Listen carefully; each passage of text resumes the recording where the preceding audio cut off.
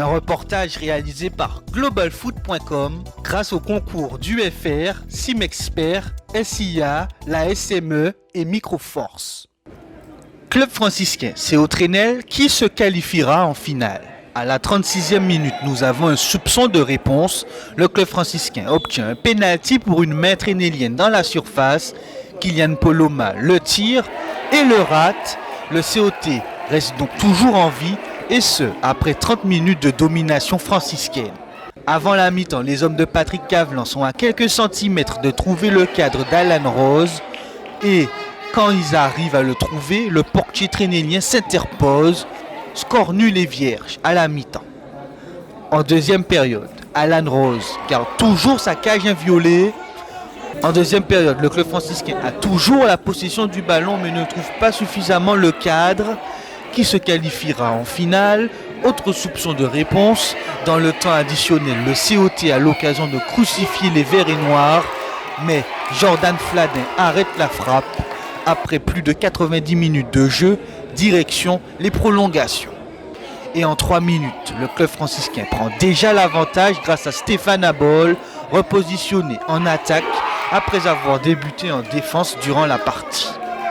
Lors de cette prolongation, le COT est réduit à 9 après les expulsions de Giovanni Barba et Silvio Bourguignon. En supériorité numérique, le club franciscain en profite pour aggraver le score. Entrée en jeu en seconde période du temps réglementaire, Jenaël Menger marque les deuxième et troisième buts de son équipe dans cette deuxième partie de prolongation. Qui se qualifie en finale? La réponse tombe, le club franciscain. Le club franciscain était meilleur que nous dans le jeu et on a eu beaucoup de vaillance ce soir face à cette équipe franciscaine. On aurait pu d'ailleurs dans les 10 dernières minutes effectivement scorer parce qu'il y a eu 2 ballons où effectivement ça passe. Maintenant je regrette énormément que faut que je tourne mes mots pour que ça puisse passer, que le langage soit bien compris.